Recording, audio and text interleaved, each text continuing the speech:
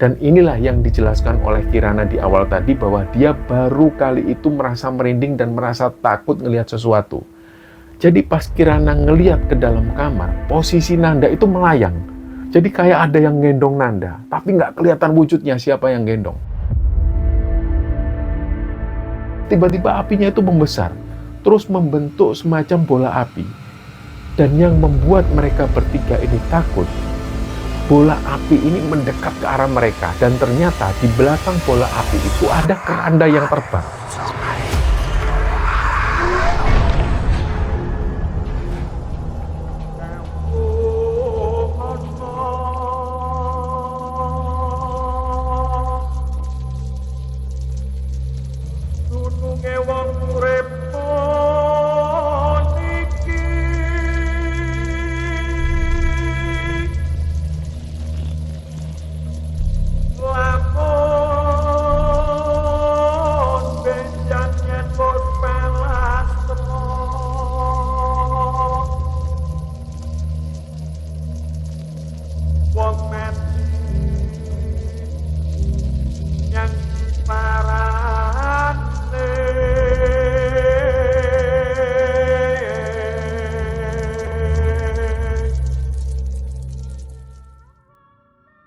Bismillahirrahmanirrahim. Assalamualaikum warahmatullahi wabarakatuh. Sobat Gembara Sunyi dimanapun teman-teman berada. Pada kesempatan kali ini kami akan membagikan cerita yang dikirim oleh Sobat Gembara yang bernama Kirana yang asalnya dari Jakarta.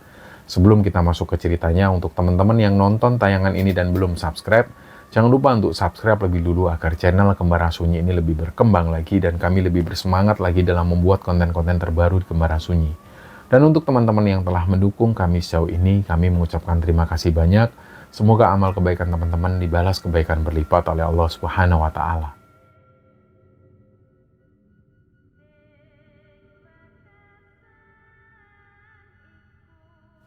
Mungkin dari teman-teman ada yang pernah mendengar tentang rumah tabon, atau mungkin ada juga teman-teman yang sampai sekarang masih tinggal di rumah tabon. Dan bagi teman-teman yang belum pernah mendengar tentang istilah rumah tabon ini, atau omah tabon biasanya disebut. Jadi rumah tabon itu adalah sebuah rumah atau bisa juga kebun warisan leluhur yang juga diartikan sebagai tempat asal atau tempat berkumpul atau tempat berpulang. Misalnya dari keluarga teman-teman ini punya rumah yang dulu pernah ditempati bersama, terus kemudian berjalannya waktu karena urusan pekerjaan mungkin atau apapun itu, akhirnya satu persatu dari anggota keluarga ini keluar dari rumah itu dan sudah nggak tinggal lagi di rumah itu. Nah nantinya setiap ada acara besar seperti misalnya hari raya atau acara kumpul keluarga atau pulang ke kampung halaman, rumah tabon itu selalu jadi jujukan, selalu jadi tempat untuk pulang. Jadi kata tabon sendiri ini berasal dari bahasa Sanskerta.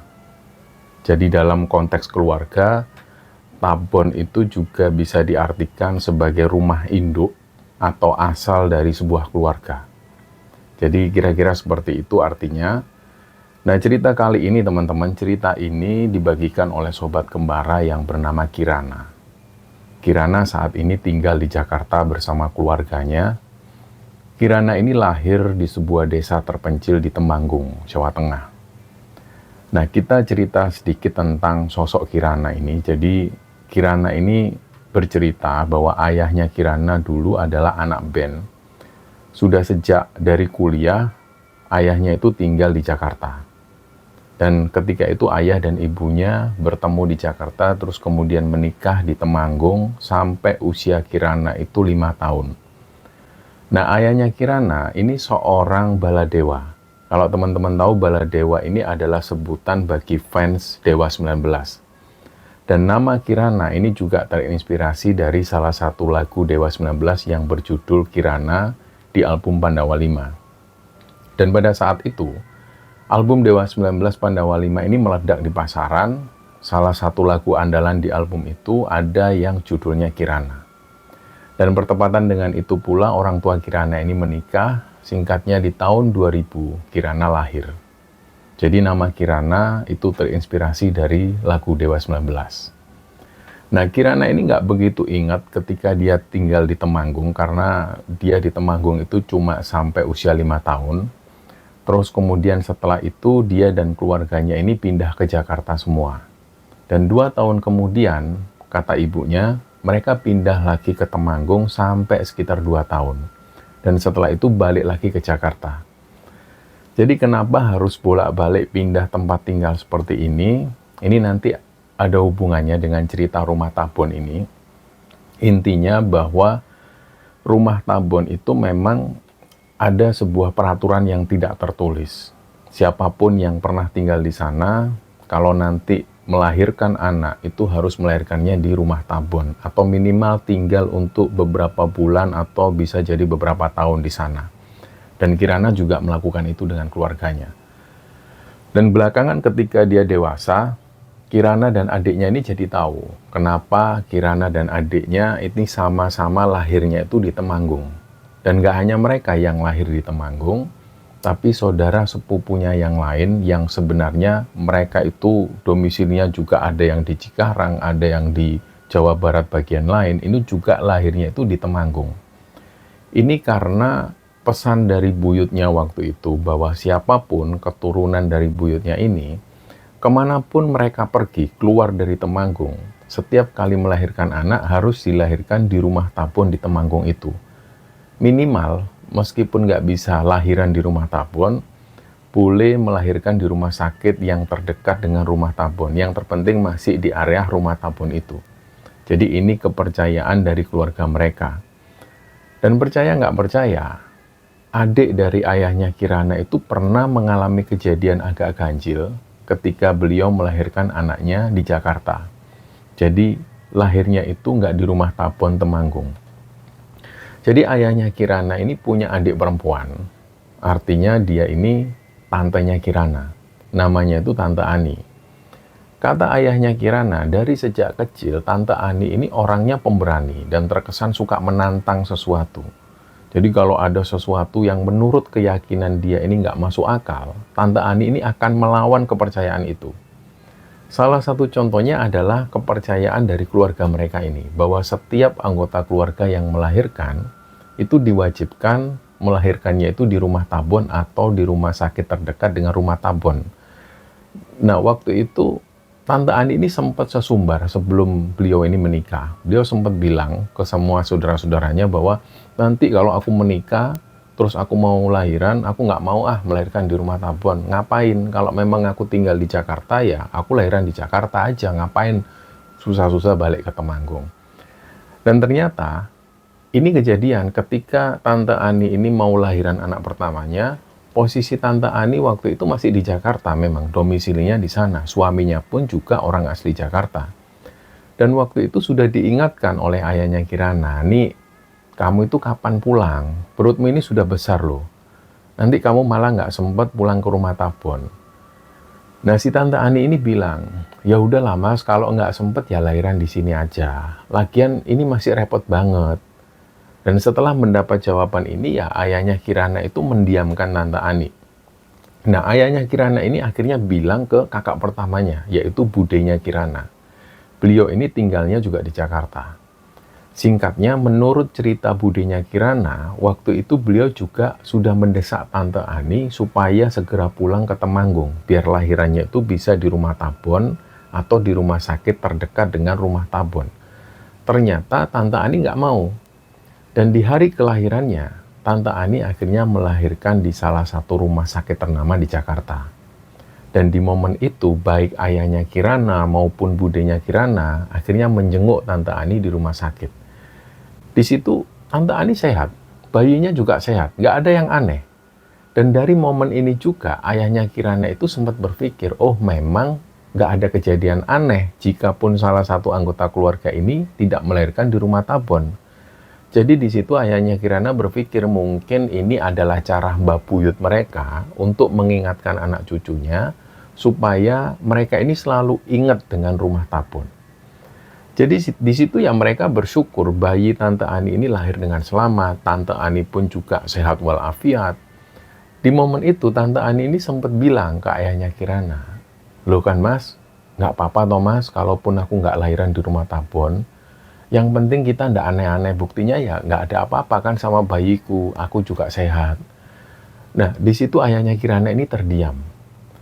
Jadi, kenapa ada peraturan tidak tertulis seperti ini di keluarga Kirana? Ini karena ya pesan dari buyutnya Kirana yang ketika itu membangun rumah tabon ini. Jadi di situ beliau sempat berpesan bahwa setiap nanti anak cucunya yang mau melahirkan haruslah di rumah tabon.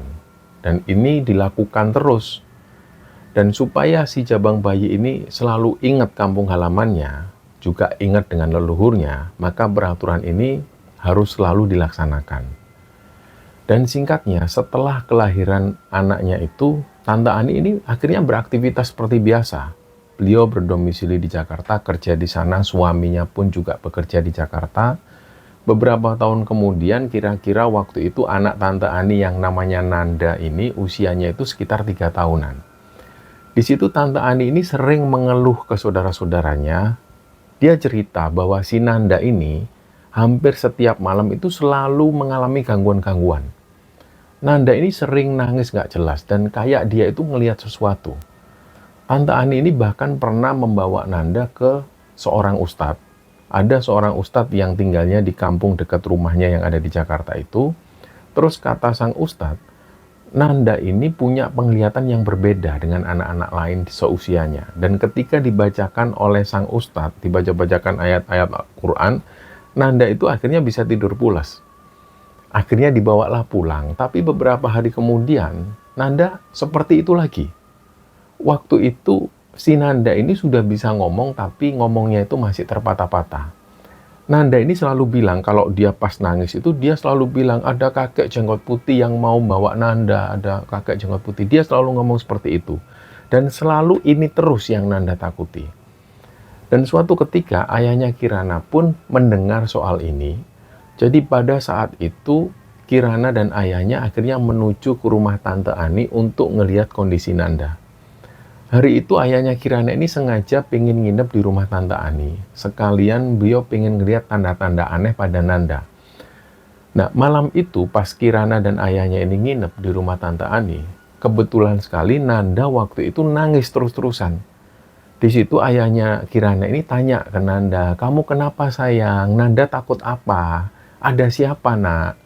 Nanda ini sambil nangis tapi dia nunjuk ke satu titik. Tapi kepalanya itu nggak mau noleh ke arah yang ditunjuk itu. Nah posisi Kirana malam itu dia lagi tidur di kamar atas. Lama-lama Kirana juga mendengar suara tangisan Nanda yang makin kenceng dan nggak berhenti-berhenti. Akhirnya Kirana pun turun ke bawah.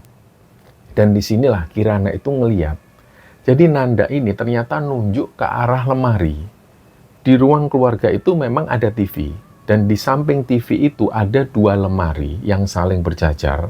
Dan di antara 2 lemari itu ada celah sedikit. Biasanya celah itu untuk naruh meja lipat atau kasur lipat di situ. Nah di celah-celah lemari inilah Kirana itu ngelihat ada sosok kakek tua. Dia pakai busana serba hitam bawa tongkat. Itu wajahnya jelas banget terlihat oleh Kirana. Jenggotnya juga putih. Kirana ini sempat kaget. Terus pas dia mau naik lagi ke atas, ayahnya manggil, Kirana, kamu lihat apa? Dan sebenarnya Kirana ini sudah nggak mau membahas ini sama ayahnya, tapi karena ayahnya itu nanya, akhirnya Kirana tetap turun, terus bisikin ayahnya. Ada kakek tua di celah-celah lemari itu ya. Nah, ayahnya langsung diem dan langsung menyalakan rokok kretek. Rokok kretek ini dihisap terus ditiupkan ke celah-celah lemari itu sama ayahnya Kirana. Jadi persis di titik di mana Kirana tadi bilang bahwa di situ ada sosok kakek-kakek. Terus nggak lama ayahnya noleh ke Kirana, masih ada nggak mbak kakeknya? Pas Kirana lihat memang kakek tadi ini sudah nggak ada. Udah nggak ada kok ya. Dan bersamaan dengan itu juga Nanda ini diam, sudah nggak nangis lagi. Dan tentang Kirana yang bisa melihat sosok tak kasat mata ini, itu dia baru mengetahui hal ini ketika dia masih duduk di kelas 3 SD. Di masa-masa itu, Kirana ini punya teman di area sekolahnya. Tapi temannya ini aneh menurut Kirana. Dia ini nggak sekolah. Jadi setiap kali Kirana ke toilet, itu selalu ketemu anak ini. Dia cewek, namanya Clarissa. Pertama kali Kirana ketemu Clarissa di toilet sekolah, ini Kirana langsung tanya ke Clarissa ini, loh, kamu nggak sekolah. Dia cuma geleng-geleng kepala si Clarisanya itu. Jadi yang dilihat oleh Kirana waktu itu, Clarissa ini cuma pakai kaos lusuh, terus ada coretan semacam cat di situ. Dia pakai rok yang nggak terlalu panjang. Jadi inilah pertama kalinya Kirana ketemu Clarissa. Awalnya Kirana mengira Clarissa ini mungkin anak ibu kantin. Dan beberapa hari setelah itu Kirana ketemu lagi sama Clarissa. Dan ketemunya selalu di toilet. Lama-lama Kirana ini jadi senang ketemu Clarissa. Dan pernah suatu ketika temannya Kirana ini juga nanya, kamu itu Ki, tiap di toilet ngomong sama siapa sih Ki? Nah Kirana bilang, sama temenku Clarissa. Emang yang mana anaknya Clarissa? Kita kan nggak punya teman yang namanya Clarissa. Karena memang nggak ada satupun teman-teman yang namanya Clarissa. Nah, dari situ suatu ketika Clarissa ini bilang ke Kirana, teman-temanmu itu nggak bisa lihat aku. Cuma kamu yang bisa lihat aku. Di situ Kirana ini masih nggak ngeh. Loh, kok bisa gitu? Emang kamu bisa sulap? Ya enggak, soalnya aku ini udah mati. Nah, Kirana masih nggak paham. Dia tanya lagi ke Clarissa. Loh, kalau kamu sudah mati, kenapa kamu masih di sini?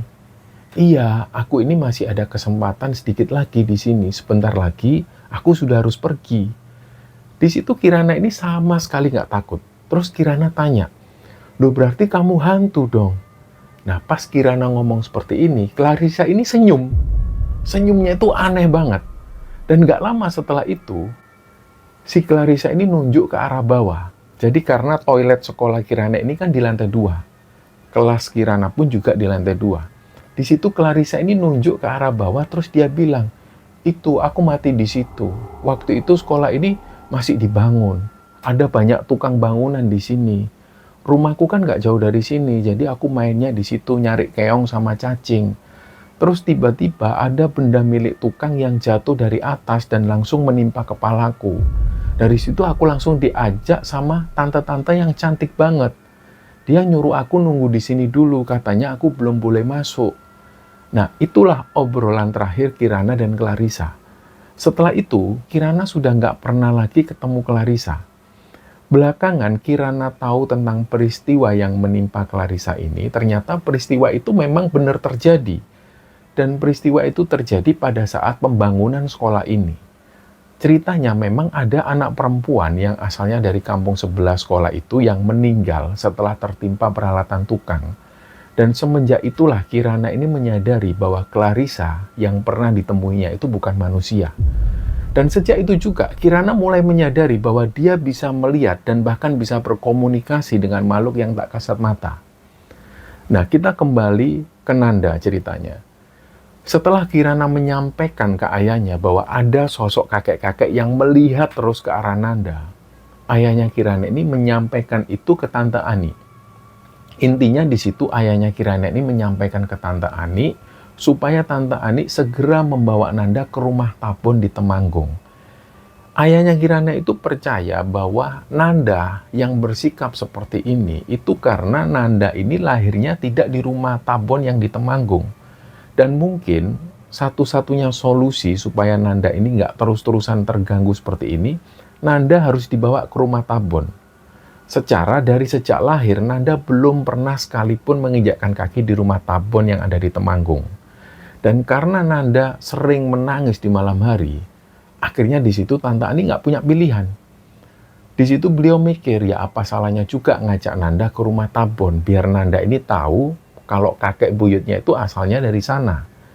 Dan singkatnya, hari yang disepakati pun tiba. Hari itu hari Jumat. Sekitar jam 3 sore, mereka berangkat dari Jakarta menuju ke Temanggung. Nah, sebelumnya, yang pertama tiba di rumah Tabon ini adalah keluarga Kirana. Jadi di situ ada ayah, ibu, Kirana, dan juga adiknya Kirana.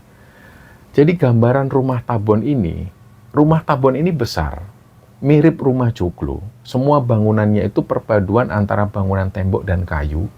Terus rumah ini posisinya itu di tengah-tengah dan dikelilingi banyak pohon rindang. Yang usia pohon-pohon ini rata-rata sudah tua semua karena banyak pohon-pohon ini yang katanya ditanam di masa ketika rumah ini dibangun. Artinya bisa jadi ditanam oleh kakek buyutnya Kirana. Terus di belakang rumah ini itu ada kolam kecil. Dulu kolam ini banyak ikan lelenya, tapi berjalannya waktu, ikan-ikan di dalam kolam itu sudah nggak terawat lagi, tapi masih ada ikannya pada saat itu.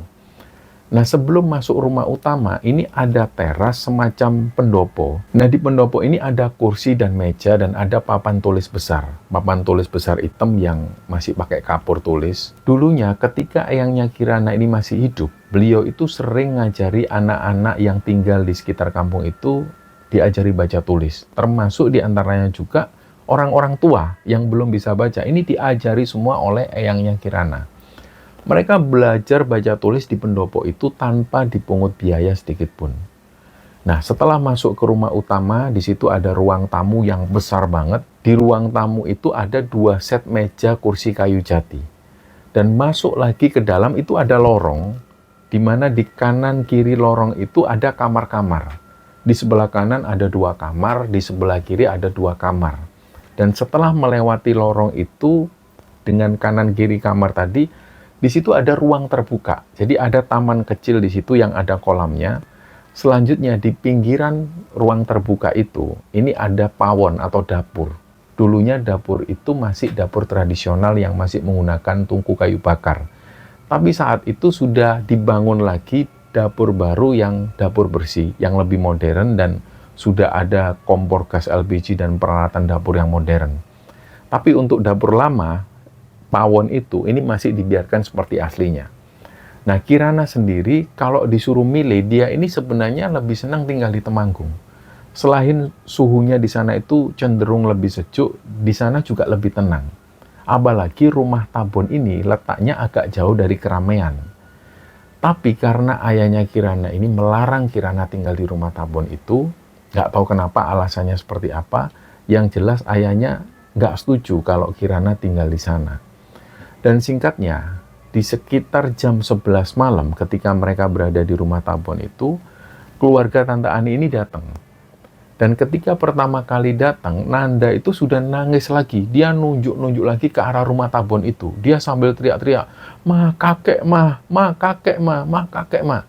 Terus nggak lama Kirana keluar. Kirana ini sempat noleh ke arah yang ditunjuk oleh Nanda. Dan ternyata memang benar, Kirana ngeliat lagi sosok kakek yang berbusana hitam yang kayak dia lihat di Jakarta kapan lalu. Terus di situ ayahnya Kirana ini bakar lagi rokok kretek. Tapi sebelum rokok itu ditiupkan ke sosok kakek itu berada, Kirana bilang ke ayahnya, "Sudah ya, sudah nggak ada kok kakeknya." Dan nggak lama, Nanda ini pun sudah nggak nangis lagi. Dan karena waktu itu sudah malam ketika Tante Ani ini datang, mereka itu cuma ngobrol sebentar, terus mereka akhirnya istirahat. Nah, malam itu Kirana ini tidur di kamar belakang, persis bersebelahan dengan dapur. Ada satu kamar di belakang itu yang pintu dan jendelanya ini menghadap langsung ke taman tengah. Kirana ini selalu suka tidur di situ setiap dia berada di rumah Tabon. Karena menurut Kirana ketika pagi hari, ketika dia bangun itu dia bisa langsung kena sinar matahari. Dan kalau mau ke dapur bikin teh atau bikin mie instan di malam hari itu, dia nggak perlu jauh-jauh. Tapi malam itu nggak tahu kenapa, suasananya itu agak beda. Pada waktu si Kirana ini mau tidur, dia tiba-tiba mendengar ada suara berisik di dapur yang lama, di pawon itu. Padahal dapur yang lama ini sudah lama sekali nggak difungsikan lagi. Di situ Kirana ini jadi mikir, ini siapa malam-malam gini kok gelodakan di dapur? Dia biarkan awalnya. Tapi itu berlangsung lumayan lama. Adalah kalau sekitar 10 menitan seperti itu terus. Akhirnya Kirana pun keluar dari kamarnya, dia lihat ke arah pawon itu, ke arah dapur yang lama ini. Di situ dia melihat ada sosok bayangan hitam besar. Sosok ini diam terus di situ, nggak gerak sama sekali. Tapi pas Kirana berdiri di depan dapur itu, dia tiba-tiba mendengar ada suara desahan nafas yang berat banget. Itu suaranya itu persis ada di belakang Kirana. Nah, otomatis dia langsung noleh ke belakang. Yang Kirana lihat waktu itu ada sosok kayak kera hitam, bulunya itu lebat, matanya merah. Pas Kirana ngelihat sosok ini langsung maju nabrak Kirana. Anehnya, sosok ini tuh nembus. Dan di situ Kirana nggak ngerasain apa-apa. Tapi tiba-tiba tercium aroma yang busuk banget dan baunya ini saking busuknya sampai kayak nempel di hidung Kirana. Setelah itu akhirnya Kirana masuk kamar lagi.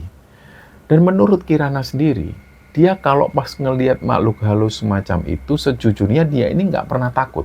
Tapi kadang sesekali dia memang mengaku merinding. Tapi dia bisa mengendalikan rasa takutnya supaya dia nggak takut yang berlebihan. Tapi pada suatu ketika, Kirana ini pernah mengalami sebuah kejadian yang membuat Kirana itu benar-benar takut. Dan dia belum pernah merasa setakut itu sebelumnya. Dan nanti kita ceritakan kejadian apa itu. Jadi keesokan paginya, ketika semua keluarga itu sudah siap makan bareng di pendopo depan, biasanya itu kalau pas ngumpul-ngumpul keluarga gini, mereka itu biasanya makan di samping dapur. Di situ ada ruang makan keluarga. Tapi karena pada saat itu nggak semua keluarga kumpul, karena budenya Kirana masih ada di Jakarta, jadi mereka memilih makan di pendopo depan. Dan pas makan inilah Tante Ani itu cerita. Tadi malam, pas Tante Ani dan suami tidur, ada satu kejadian yang membuat Tante Ani itu merinding. Jadi ceritanya setelah Nanda berhenti nangis itu, Nanda sudah ngantuk dan langsung ditidurkan sama Tante Ani. Nanda ini ditidurkan di kamar kedua sebelah kanan lorong. Jadi kalau dari arah depan itu di sebelah kanan. Kamar itu dulunya adalah kamar Eyang Kakung dan Eyang Putri. Artinya kakek dan neneknya Kirana.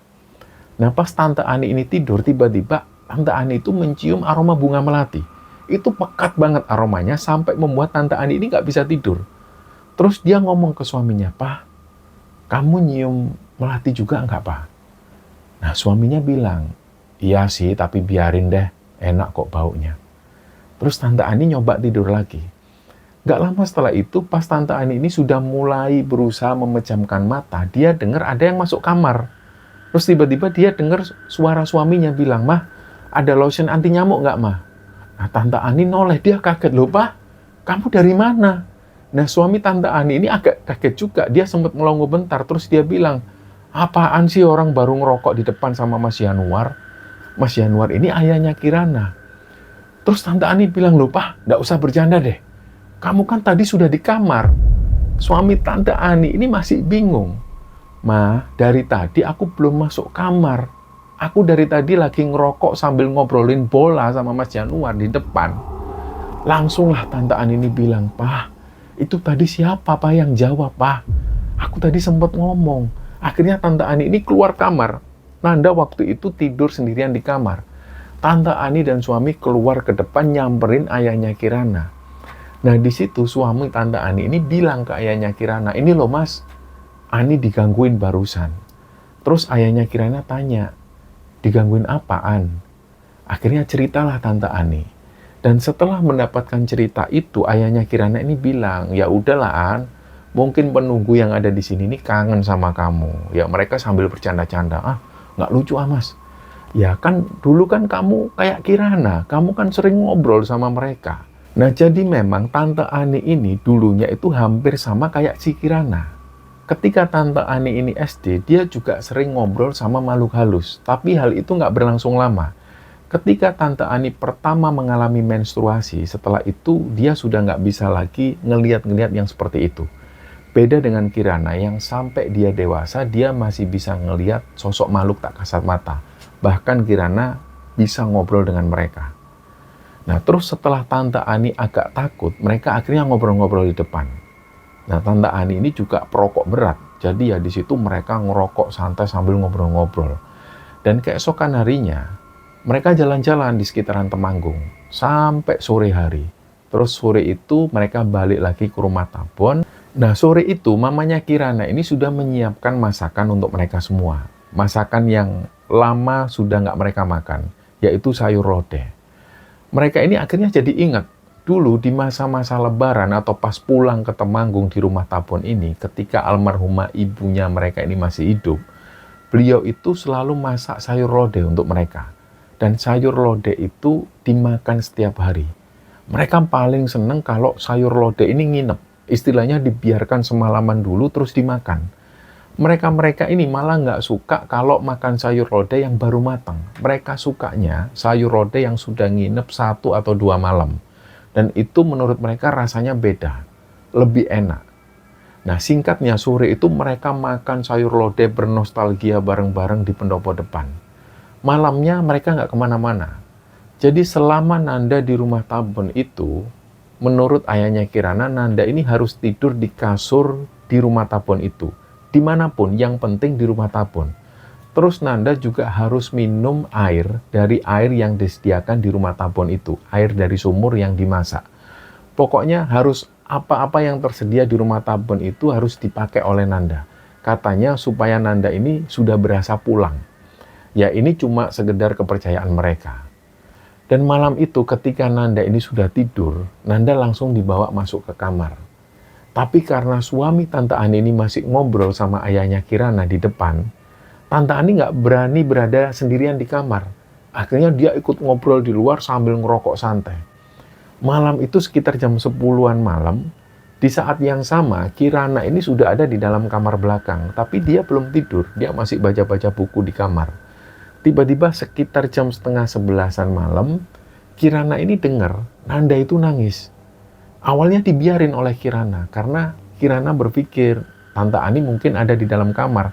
Tapi kok lama-lama Nanda ini masih nangis terus. Kirana nggak mendengar suara Tante Ani. Akhirnya Kirana keluar kamar dan langsung menuju ke kamar Nanda tidur. Dan bersamaan dengan itu juga, Tante Ani ternyata juga baru mendengar suara tangisan Nanda. Jadi Kirana dan Tante Ani ini saling berpapasan menuju ke kamarnya Nanda. Nah, di setiap kamar di rumah Tabon ini, itu nggak ada pintu, jadi cuma ada tirai kain untuk penutupnya. Tante Ani waktu berpapasan dengan Kirana itu, Tante Ani bilang, "Sudah Ki, biar Tante aja, udah kamu balik kamar." Terus Kirana pas sudah mau berbalik ke kamarnya, Tante Ani ini buka tirai kamar. Disitulah Tante Ani ini teriak, "Astagfirullahaladzim, astagfirullahaladzim." Kirana langsung ikut lihat ke dalam kamar, dan inilah yang dijelaskan oleh Kirana di awal tadi bahwa dia baru kali itu merasa merinding dan merasa takut ngelihat sesuatu. Jadi pas Kirana ngelihat ke dalam kamar, posisi Nanda itu melayang. Jadi kayak ada yang gendong Nanda, tapi nggak kelihatan wujudnya siapa yang gendong. Dan kejadian itu terjadi sekitar 5 detikan. Setelah itu Nanda jatuh ke kasurnya. Jadi dari situlah makin nangislah si Nanda ini. Dan ayahnya Kirana dan juga suami Tante Ani ini juga ikut panik. Mereka langsung berlarian menuju ke kamar. Langsung si Nanda ini dipeluk oleh ayahnya. Sementara Kirana itu berusaha menenangkan Tante Ani. Karena ayahnya Kirana dan suami Tante Ani nggak ngelihat kejadian yang barusan terjadi, Kirana akhirnya menjelaskan ke mereka berdua.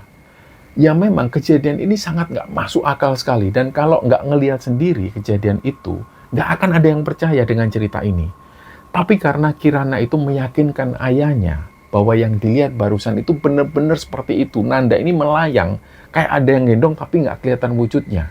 Di situ akhirnya ayahnya Kirana ini percaya. Dan setelah kejadian Nanda terangkat tadi, sekitar setengah jam mereka itu masih ada di dalam kamar. Kirana juga heran. Seharusnya Kirana ini bisa ngelihat sosok yang ngangkat Nanda tadi. Tapi kali itu memang aneh banget. Kirana ini benar-benar nggak bisa ngelihat sosok yang ngangkat Nanda. Jadi inilah yang membuat Kirana itu merinding. Kejadian ini. Belum pernah Kirana itu mengalami kejadian ini sebelumnya. Dan dia nggak pernah merasa semerinding itu, setakut itu. Akhirnya sekitar jam 12 malam, mereka masuk ke kamar mereka masing-masing dan istirahat. Dan belum juga Kirana ini tidur, dia itu berulang kali ngelihat ada yang mondar-mandir di depan kamarnya. Awalnya Kirana berpikir mungkin ayahnya ini lagi nyari sesuatu. Dia coba panggil, ya, nggak ada jawaban. Dia panggil lagi, ayah, tetap nggak ada jawaban.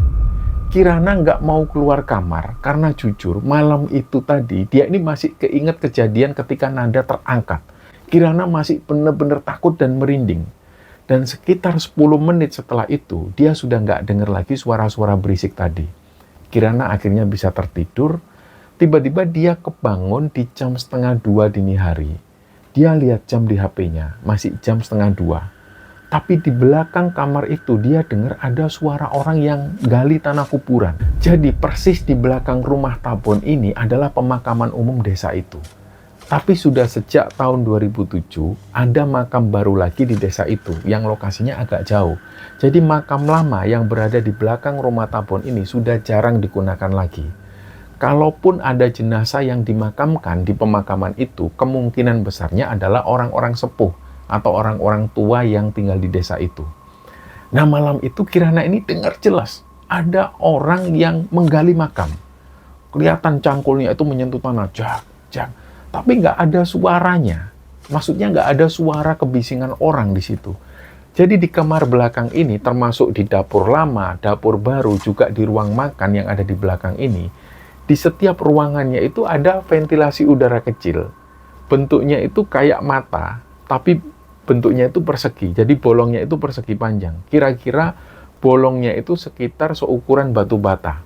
Nah, ventilasi udara ini ada 2 di setiap ruangan. Nah, di kamar yang ditempati Kirana malam itu ada ventilasinya juga. Jadi kalau ada aktivitas di makam belakang, ini pasti kedengeran.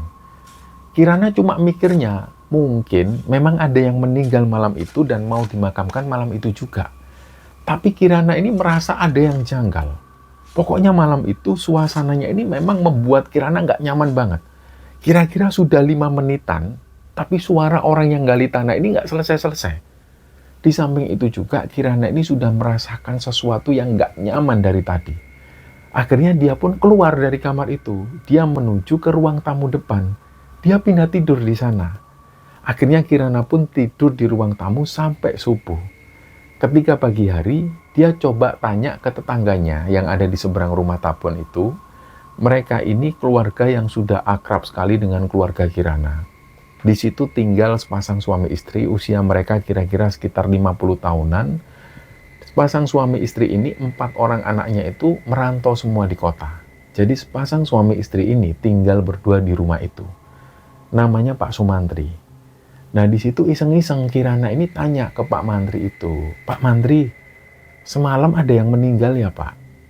Pak Mantri ini belum sempat jawab. Yang jawab itu istrinya Pak Mantri. "Nggak ada itu, Mbak Kirana." Terus Kirana bilang, "Walah, berarti semalam saya salah dengar."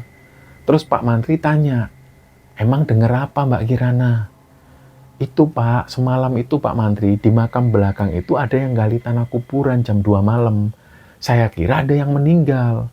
Terus Bu Mantri yang jawab, "Walah, kalau yang gitu-gitu sudah biasa di sini, Mbak Kirana. Jangankan dengar suaranya. Saya sama Bapak ini sering ngeliat ada orang bawa keranda lewat depan rumah sini, Mbak. Yang bawa keranda itu orangnya tinggi-tinggi, Mbak. Orangnya kayak orang-orang barat itu loh. Mereka semua itu pakai jas hitam. Itu sering banget, Mbak." Nah, di situ Pak Mantri ini ikut mengangguk, membenarkan cerita istrinya ini. Setelah itu Kirana akhirnya pamit ke Pak Mantri dan istri, dan belakangan ada hal yang terjadi di rumah Tabon yang ternyata belum diceritakan oleh Pak Mantri dan istrinya. Kirana tahu tentang cerita ini ketika mereka nanti pas mau pulang. Nah, sekilas Halif itu melihat ternyata yang dimakan sosok ibu-ibu dengan gaun merah itu adalah tangan manusia. Dan Hanif ini langsung punya firasat buruk bahwa dia sudah bisa menebak pasti sosok makhluk ini mau mencelakai Hanif. Di situ Hanif sudah pasrah, dia pasti mati.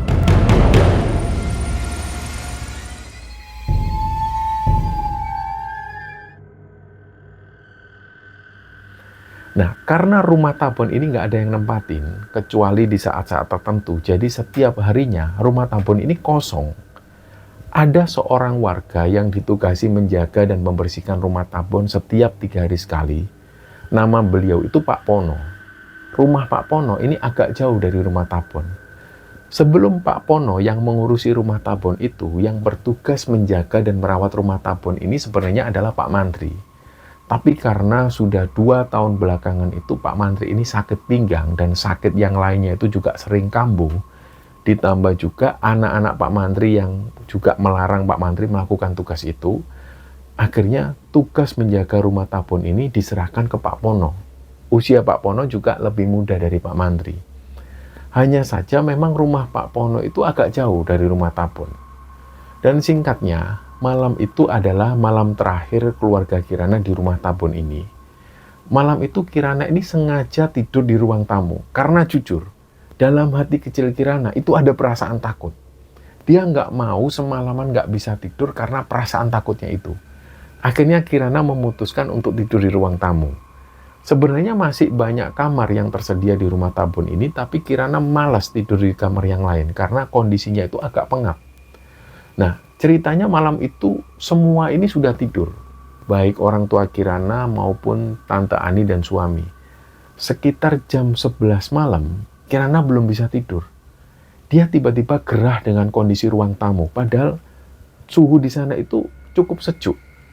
Tapi tiba-tiba cuacanya ini atau suhunya itu tiba-tiba gerah banget. Dan di rumah tabun ini memang nggak ada AC, adanya cuma kipas angin. Di ruang tamu itu ada kipas angin, tapi nggak tahu kenapa malam itu meskipun kipas angin ini nyala, cuacanya itu tetap gerah. Jadi waktu itu keringat Kirana ini bercucuran. Akhirnya dia putuskan untuk buka jendela, kipas angin tetap nyala. Jendela ini ukurannya besar. Ada 2 jendela besar yang letaknya di kanan kiri pintu rumah utama. Tapi yang dibuka Kirana ini cuma 1 jendela. Setelah itu Kirana coba tidur lagi. Dan nggak sampai 5 menit, dia ngerasa gerah lagi. Keringat akhirnya terus bercucuran. Dan tanpa pikir panjang, akhirnya dia buka pintu rumah utama itu, terus dia coba tidur lagi. Tapi masih juga terasa gerah. Nah, Kirana ini nggak bisa membayangkan ini gimana rasanya kalau tidur di dalam kamar, pasti makin gerah. Dari situ akhirnya Kirana memutuskan untuk menggelar tikar dan dia tidur persis di depan pintu yang terbuka itu. Barulah di situ Kirana ini bisa merasa agak sejuk, ada udara yang masuk dari luar, dan nggak sampai 2 menit, Kirana mulai ngantuk dan dia akhirnya tidur. Belum lama Kirana tidur, dia ini kebangun gara-gara dia mendengar suara berisik. Jadi di luar itu ada suara, la ilaha illallah, la ilaha illallah. Kirana bangun, dia lihat jam di HP ternyata jam 2 dini hari. Nah, suara-suara ini terdengar makin jelas, la ilaha illallah, la ilaha. Terus Kirana ngelihat ke arah luar. Di luar itu dia ngelihat ada rombongan pembawa jenazah. Mereka ini tapi nggak banyak. Normalnya para pengantar jenazah ini kan selalu banyak. Ada yang membawa keranda, ada yang mengikuti di belakang. Tapi yang dilihat Kirana waktu itu enggak. Yang dilihat Kirana ini, pengantar jenazah itu paling cuma 5 orang. Enggak lebih dari itu. Terus yang aneh ini adalah, jenazah yang dibawa itu, dia ini enggak terbaring. Tapi jenazahnya itu duduk di keranda. Dan mereka ini memang jalan menuju ke arah makam belakang. Lewatannya itu di samping rumah tabun itu. Melewati kebun kecil di samping rumah tabun. Dan di rumah tabun ini, rumahnya itu dikelilingi pagar, tapi bukan pagar tembok. Cuma pagar kayu yang tingginya itu cuma seukuran pinggang orang dewasa. Jadi ketika rombongan pengantar jenazah ini lewat di samping rumah tabun itu, Kirana ini masih bisa ngeliat mereka dengan jelas. Dan pada momen inilah Kirana itu langsung teringat ucapan Bu Mantri tadi pagi. Bu Mantri tadi sempat bilang bahwa beliau itu pernah ngeliat rombongan pengantar jenazah. Dan para pengantar jenazah ini tingginya itu kayak orang-orang barat. Nggak kayak orang Indonesia. Tapi wajah mereka itu nggak kelihatan jelas. Dan setelah ngelihat penampakan ini, Kirana itu langsung masuk ke dalam. Dia langsung menuju ke kamar belakang yang posisinya itu ada di samping dapur. Kirana ini masih penasaran. Dia langsung ambil kursi dan dia mengintip dari celah ventilasi udara di kamar itu. Di situ Kirana ini masih bisa ngelihat samar-samar rombongan pengantar jenazah ini tiba di pemakaman. Di situ samar-samar juga Kirana ngelihat mereka semua, baik itu pengantar jenazah dan juga jenazahnya, mereka semua masuk ke liang lahat. Dan sampai di liang lahat, mereka pun hilang.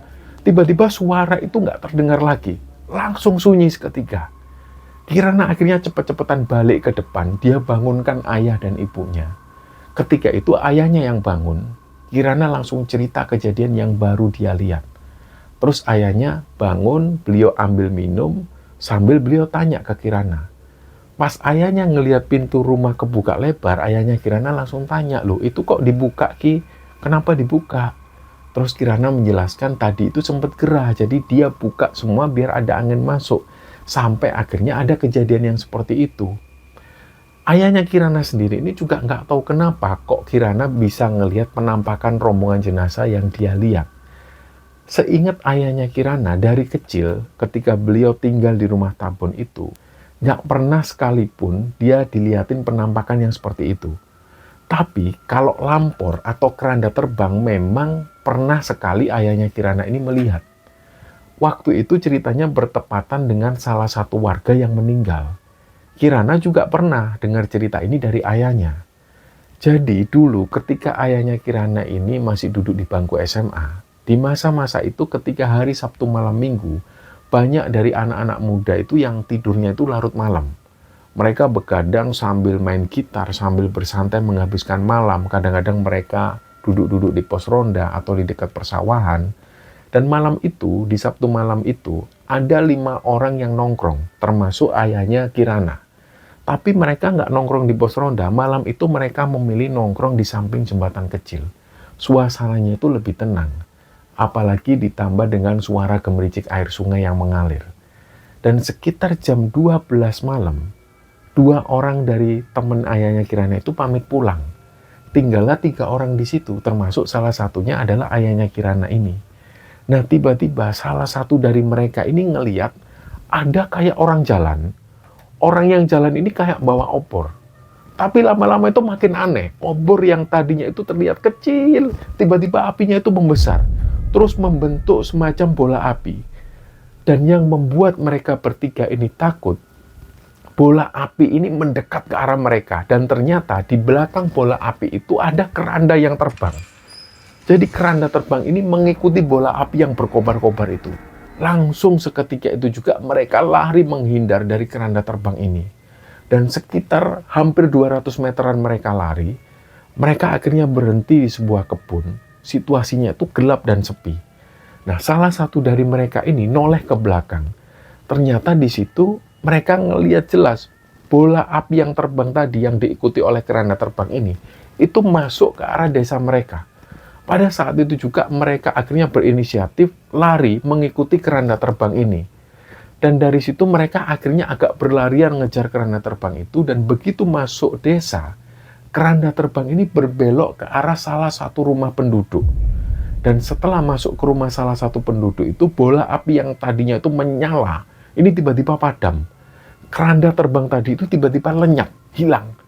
Seketika itu juga suasana desa ini jadi sepi lagi. Mereka bertiga itu saling berbisik. Itu rumahnya Pak Sakir, rumahnya Pak Sakir. Terus dari situ mereka putuskan pulang ke rumah masing-masing. Dan pas mereka ada di rumahnya masing-masing, waktu itu pengakuan dari ayahnya Kirana ini, beliau itu ketika sampai rumah, beliau nggak bisa tidur sampai subuh hari. Dan setelah subuh, dia ditanya sama ibunya, "Kamu begadang lagi, Oleh? Lihat itu, meripatmu merah, matamu merah. Ayo sana makan dulu, setelah itu kamu tidur." Terus ayahnya Kirana ini akhirnya makan dan langsung tidur. Nah, seingat ayahnya Kirana, beliau itu tidur di sekitar jam setengah 7 pagi. Dan kira-kira jam 7 lebih 15 menit ada pengumuman dari warga bahwa Pak Sakir itu meninggal. Belum sempat tidur pulas, ayahnya Kirana waktu itu kaget dan langsung mengucap innalillahi wa inna ilaihi raji'un. Nah, disitulah akhirnya mereka ini menyimpulkan bahwa lampor dan keranda mayat tadi ini terbang menuju ke rumah Pak Sakir, itu menandakan bahwa Pak Sakir yang meninggal. Nah, kembali ke cerita rumah Tabon. Setelah mendengar cerita itu dari Kirana, ayahnya cuma bilang, "Sudah Ki, nggak usah dipikir. Yang seperti itu memang sering terjadi di sini, tapi ayah nggak pernah ngelihat yang seperti itu." Nah, singkatnya pagi itu mereka semua bersiap kembali ke Jakarta. Pak Pono yang bertugas menjaga dan merawat rumah Tabon ini sudah ada di situ. Dan sekitar 1 jam mereka bersiap-siap, semua barang bawaan ini sudah dimasukkan mobil semua. Pak Mantri dan istri itu datang. Ya, seperti biasa layaknya tetangga desa, Pak Mantri itu membawakan oleh-oleh pisang dan hasil kebunnya yang lain untuk keluarga Kirana. Nah, mereka ini akhirnya ngobrol-ngobrol lagi. Barang-barang sudah masuk ke mobil, tapi mereka masih menyempatkan ngobrol dengan Pak Mantri dan istri. Nah, disinilah Pak Mantri itu menceritakan sebuah kejadian yang terjadi di rumah Tabon. Dan cerita ini baru diceritakan ketika keluarga Kirana ini mau pulang. Jadi Pak Mantri ini cerita ke semua orang yang ada di sana. Kira-kira sebulan yang lalu, sebelum Kirana dan keluarga Tante Ani ini datang, ada seorang laki-laki. Yang jelas dia ini adalah bagian dari keluarga besar Kirana. Pak Mantri sendiri nggak seberapa kenal dengan laki-laki itu. Ya maklum, karena kakek buyut Kirana ini kan sudah beranak pinak. Di situ kakek buyut Kirana itu punya 7 anak. Dari 7 anak itu termasuk salah satunya adalah kakeknya Kirana, Eyang Durmo namanya. Nah, kata Pak Mantri, kemungkinan besarnya laki-laki itu yang datang ke rumah Tabon waktu itu adalah keponakan dari Eyang Durmo. Ketika itu ayahnya Kirana tanya ke Pak Mantri, "Loh, keponakan Eyang Durmo yang mana ya Pak Mantri? Orangnya, ciri-cirinya seperti apa?" Di situ Pak Mantri nggak tahu namanya, tapi ciri-cirinya kata Pak Mantri, orang ini atau laki-laki ini tingginya itu sama seperti ayahnya Kirana, tapi dia berkumis. Nah, dia ini ke rumah Tabon itu bawa mobil warna putih. Dan dia nggak sendirian, tapi bersama 2 laki-laki yang lain. Tapi Pak Mantri tahu, 2 laki-laki yang lain ini bukan keluarga besar dari Kirana. Nah, kata Pak Mantri, mereka di rumah Tabon itu sekitar 4 hari 3 malam. Nah, yang jadi masalah adalah apa yang mereka lakukan di rumah Tabon itu yang membuat pada akhirnya banyak halal ganjil yang terjadi di rumah Tabon itu. Nah, Pak Mantri sendiri ini setiap kali mau menyapa salah satu dari mereka, mereka ini umumnya cuek. 3 orang itu selalu cuek. Bahkan Pak Pono, penjaga rumah Tabon itu, ini cuma dikasih uang dan Pak Pono nggak diperbolehkan lagi datang ke rumah Tabon selama mereka bertiga masih ada di situ. Nah, dari situlah diam-diam Pak Mantri dan istri mengawasi gerak-gerik mereka. Karena terlihat jelas kalau mereka ini mau niat buruk di rumah Tabon itu. Pikiran awal Pak Mantri dan istri, jangan-jangan mereka-mereka ini mau menggunakan obat terlarang atau halal semacam itu. Tapi ternyata Pak Mantri salah. Jadi ceritanya sore itu, istri Pak Mantri ini sengaja mencari daun singkong. Daun singkong ini ada banyak di pinggiran rumah Tabon itu. Nah, pohon singkong ini yang menanam itu adalah Pak Mantri. Karena lahan itu lahan umum, jalan umum yang biasa digunakan menuju ke makam belakang. Jadi di pinggiran jalan itu sengaja ditanami pohon singkong. Nah, sore itu istri Pak Mantri ini sengaja metik daun singkong sambil melihat ke arah rumah Tabon. Niatnya untuk ingin tahu atau mengawasi kira-kira apa yang dilakukan oleh 3 laki-laki di dalam rumah Tabon itu. Ternyata mereka bertiga di dalam rumah Tabon itu melakukan semacam ritual. Nah, istri Pak Mantri ini mendengar ada suara orang yang kadang-kadang itu teriak membacakan mantra. Dan dari celah-celah rumah Tabon itu keluar asap menyan yang pekat banget. Jadi setelah melaporkan ini ke Pak Mantri, malam harinya Pak Mantri sendirilah yang mengawasi mereka bertiga. Nah, sekitar jam 8 sampai jam 10 malam, ini belum ada aktivitas apa-apa di dalam rumah Tabon. Pak Mantri akhirnya pulang ke rumah. Dan sekitar jam setengah 11 malam atau sekitar jam 11 malaman, Pak Mantri dibangunkan istrinya. Pak, itu kayaknya mereka mulai ritual, Pak. Karena apa? Karena asap kemenyan itu sudah kecium dari rumah Pak Mantri. Langsunglah cepet-cepetan Pak Mantri ini menuju ke rumah Tabon. Beliau langsung cari posisi yang bisa untuk mengintip keadaan di dalam rumah Tabon. Nah, satu-satunya celah di rumah Tabon itu adalah taman tengah yang terbuka. Jadi dengan nekat, Pak Mantri dibantu istrinya itu naik lewat tangga dan ngintip ke arah dalam rumah lewat pagar yang ada di samping. Nah, di situ kelihatan jelas. Rupanya salah satu dari mereka ini ada dukunnya. Dukun ini tugasnya yang membacakan mantra dan juga membakar kemenyan. Di situ juga Pak Mantri ngelihat ada ayam yang sudah disembelih dan darahnya itu dicecer-cecerkan di kain putih yang digelar di situ. Tapi Pak Mantri nggak bisa lama-lama ngelihat ini. Selain kondisi pinggang Pak Mantri yang sakit, juga Pak Mantri ini takut ketahuan. Akhirnya Pak Mantri pun turun dari tangga, beliau pun pulang bersama istrinya. Nah, anehnya malam selanjutnya ada kejadian yang membuat Pak Mantri dan istri ini merinding. Malam itu sekitar jam 11 malam di rumah Tabon itu nggak ada aktivitas apapun. Sepertinya malam itu 3 orang ini sudah tidur di dalam. Tiba-tiba Pak Mantri dan istri itu mendengar suara, la ilaha illallah, la ilaha illallah. Disitulah Pak Mantri dan istrinya itu melihat ada rombongan pengantar jenazah. Mereka ini lewat terus menuju ke makam belakang. Dan seperti yang diceritakan ke Kirana sebelumnya, mereka, para pengantar jenazah ini postur tubuhnya itu tinggi-tinggi, kayak orang-orang barat. Dan malam selanjutnya juga seperti itu. Pak Mantri ini diperlihatkan lagi penampakan para pengantar jenazah lewat persis di depan rumah Pak Mantri. Dan mereka berjalan menuju ke arah makam. Nah, setelah 3 orang tadi ini keluar dari rumah Tabon dan mereka pulang, Pak Mantri ditemani Pak Pono langsung masuk ke rumah Tabon, melihat apakah ada yang aneh di dalam. ternyata masih ada bekas darah ayam itu yang belum dibersihkan. Masih ada percikan-percikan di situ. Nah, di situ akhirnya Pak Mantri dan Pak Pono menuju ke halaman belakang. Di taman belakang yang terbuka itu juga ada bekas tanah yang baru saja digali. Pak Mantri berpikir, waduh ini apa yang ditanam di sini? Terus Pak Mantri juga berpikir, keluarga pemilik rumah tabon ini kan kayak keluarga Pak Mantri sendiri. Jadi akhirnya dari situ Pak Mantri memutuskan untuk berani membongkar galian tadi. Dan betapa kagetnya Pak Mantri dan Pak Pono. Mereka itu ngelihat setelah tanah ini digali, ada bingkisan kain putih yang dibungkus mirip pocong. Ukurannya itu seukuran kepalan tangan orang dewasa. Dan masih ada bekas tetesan darah di situ. Pak Mantri akhirnya membuka bingkisan kain ini, isinya di situ ada rambut, ada tulisan-tulisan yang nggak tahu tulisan apa, dan di situ ada media tanah. Seketika itu juga Pak Mantri dan Pak Pono akhirnya membakar bingkisan itu.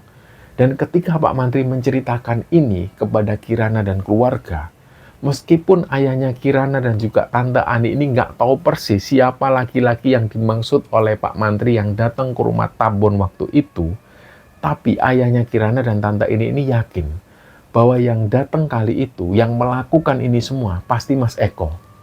Mas Eko ini adalah anak dari Eyang Kusmo. Eyang Kusmo sendiri adalah salah satu adik dari Eyang Durmo. Nah, kenapa mereka yakin yang melakukan ritual ini adalah Mas Eko? Karena mereka semua ini sudah tahu kalau Mas Eko sudah lama pengen menjual rumah tabon ini. Tapi banyak dari saudara-saudara mereka yang nggak setuju. Terutama dari anak-anak Eyang Durmo dan yang lain. Dan yang paling banyak setuju rumah tabon ini dijual ya kebanyakan dari anak-anak Mbak Kusmo sendiri. Kalau dari keluarga yang lain, mereka nggak ada pikiran untuk itu. Mereka malah berpikir gimana caranya rumah tabon ini tetap bisa jadi tempat untuk pulang ketika lebaran atau pas ketika ada acara besar kumpul bersama keluarga. Dan memang Kirana sendiri ini cerita, dari semua anak-anak eyang-eyangnya itu, kecuali anak dari Eyang Kusmo, semuanya itu hidupnya rata-rata sudah cukup dan bisa dibilang hidup mereka ini sudah serba ada. Jadi nggak ada satupun dari mereka yang punya niat untuk menjual rumah tabon. Malah mereka berpikir sebaliknya, gimana caranya supaya rumah tabon ini selalu dalam kondisi yang baik dan terawat. Dan memang pernah ada usulan dari anak-anak Eyang Kusmo untuk segera menjual rumah tabon ini dan membagi uangnya secara rata. Dan tentu usulan ini banyak penolakan. Dan mungkin karena saking ngototnya pengen menguasai rumah tabon ini, Mas Eko akhirnya rela melakukan ritual itu di rumah tabon. Dan ternyata semua peristiwa ganjil yang dialami Kirana selama di rumah tabon itu, sebagian besarnya karena efek sisa ritual yang dilakukan oleh Mas Eko beberapa waktu lalu. Dan setelah mendapat cerita itu dari Pak Mantri dan istri, keluarga Kirana dan juga keluarga Tante Ani ini pamit pulang ke Pak Pono dan juga Pak Mantri. Mereka berterima kasih sekali pada Pak Mantri yang sudah membongkar semua kebusukan Mas Eko. Dan selanjutnya ayahnya Kirana ini akan ngasih ketegasan ke Mas Eko ketika nanti beliau sudah tiba di Jakarta. Terutama yang akan dikasih ketegasan oleh ayahnya Kirana adalah Mas Eko dan saudara-saudara yang lain. Jadi di situ ayahnya Kirana akan menjelaskan bahwa rumah tabon tidak akan dijual. Dan ayahnya Kirana akan membongkar kelakuan Mas Eko ketika di rumah tabon melakukan ritual. Sempat waktu itu terjadi pergolakan di keluarga besar Kirana. Tapi pada akhirnya rumah tabon ini masih ada sampai sekarang. Dan setiap menjelang lebaran, keluarga besar ini selalu kumpul di rumah tabon itu. Dan kisah inilah teman-teman yang dibagikan oleh Kirana di Kembara Sunyi. Dan semoga kisah ini bisa menghibur teman-teman sekalian dan lebih-lebih semoga kisah ini bisa kita ambil hikmah dan bisa kita ambil pelajaran di dalamnya. Mohon maaf kalau ada salah-salah kata. Wassalamualaikum warahmatullahi wabarakatuh. Bila duduk termenung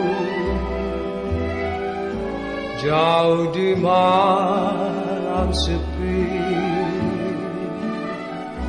mengenangkan nasib buruk dan menimpa di diri. Mana jauh sanak kandung, tiada teman sejati, guna tempatku berlindung dan menyandarkan diri.